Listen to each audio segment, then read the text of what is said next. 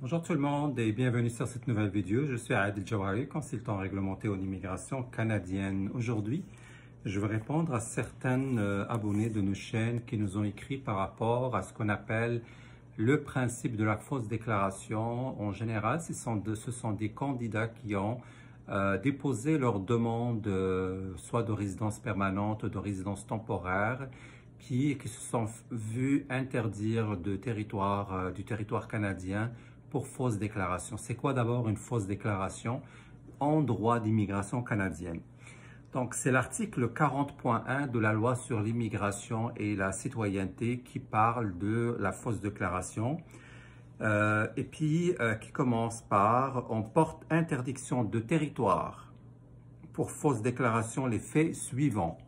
Directement ou indirectement faire une présentation erronée sur un fait important quant à un objet pertinent ou une réticence sur ce fait, ce qui entraîne ou risque d'entraîner une erreur dans l'application de la présente loi.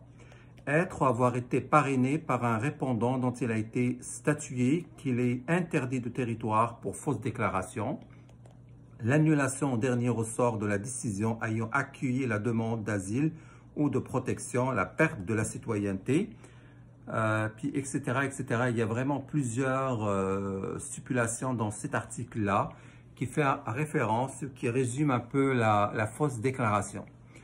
Alors, tout simplement, ce sont des gens qui, par exemple, soit par faute de moyens, ils n'ont pas les moyens d'engager un avocat en immigration ou un consultant réglementé en immigration, puis ils ont décidé de commencer par eux-mêmes le processus de la demande de résidence permanente. Donc, ils sont allés sur le site de l'IRCC, ils sont allés dans le système de l'entrée express, ils ont commencé à faire une demande de résidence permanente où ils ont fait ce qu'on appelle une déclaration d'intérêt pour la résidence permanente au niveau d'une province. Sachez que toutes les informations qui sont entrées dans le système de l'immigration, toutes ces informations doivent toujours être des informations véridiques, donc vous pouvez vérifier avec des preuves. Donc, par exemple, si vous allez sur le système de l'entrée express et que vous dites que vous avez un niveau tant ou tant de français ou d'anglais, vous devez avoir la preuve qui dit que vous avez ce niveau-là, parce que par la suite, si jamais vous déclarez un certain niveau et puis vous obtenez vos tests et vos tests sont plus bas que ce que vous avez déclaré, ben, ça peut être considéré comme une fausse déclaration. Si vous êtes conjoint de fait, si vous êtes marié ou pas, et puis vous rentrez une information qui est contraire à la vérité, contraire aux faits, et puis il y a une vérification par la suite qui est faite par l'IRCC, puis cette vérification s'avère négative, donc l'information que vous avez fournie n'est pas bonne, c'est considéré aussi comme une fausse déclaration. Donc, tout ce qui est entré comme information, comme données sur vous, sur votre demande, sur votre déclaration d'intérêt au niveau des systèmes de l'immigration, que ce soit à l'entrée express, ARIMA, vous faites une demande directement auprès d'une province ou n'importe, vous devez toujours avoir la preuve de ce que vous avancez au niveau de votre demande.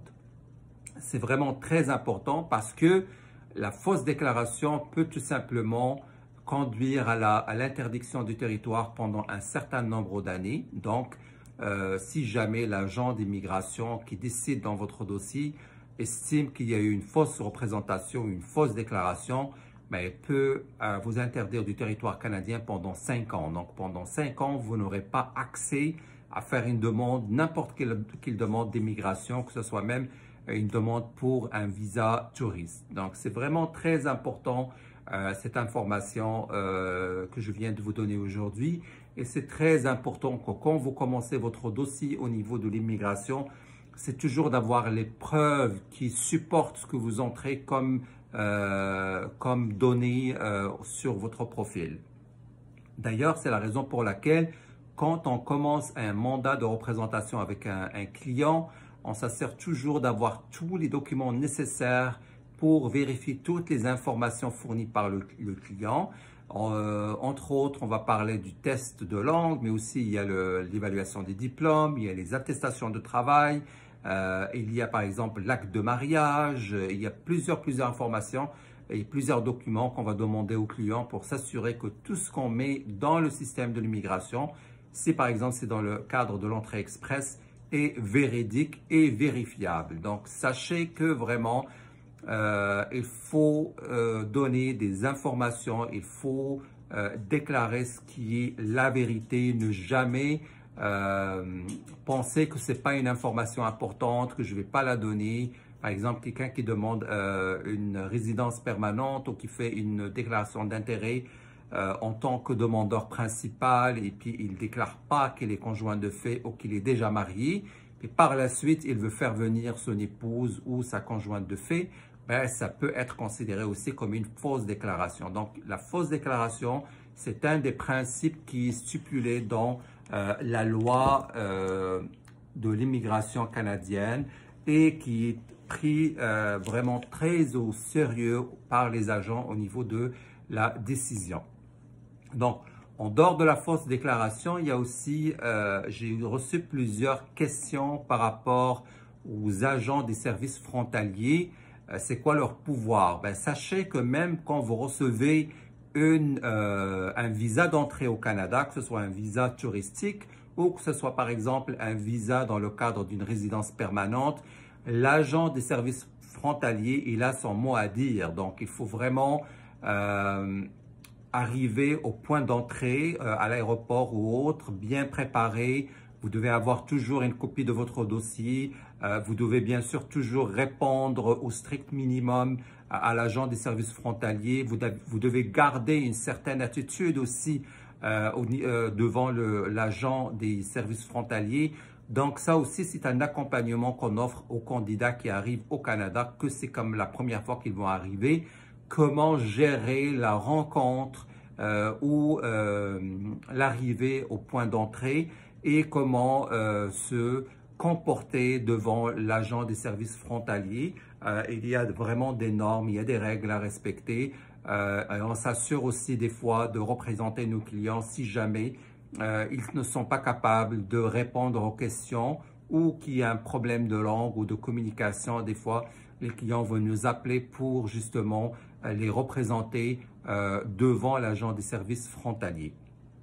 Donc, l'immigration, oui, vous pouvez faire vos demandes tout seul, mais c'est très important que vous fassiez attention à tous ces détails-là. La loi et le règlement sur l'immigration comportent plusieurs articles. Il y a plusieurs choses qu'il faut qu'on regarde aussi avec vous. Et puis, c'est vraiment une affaire d'experts. C'est une affaire qui demande une concentration, qui demande un suivi personnalisé, un suivi particulier pour chacun des dossiers. Et c'est pour là que notre cabinet est là. Nous sommes en mesure de vous accompagner dans un mandat de représentation, bien sûr. Je vous souhaite beaucoup de chance dans vos démarches et je vous dis à très bientôt.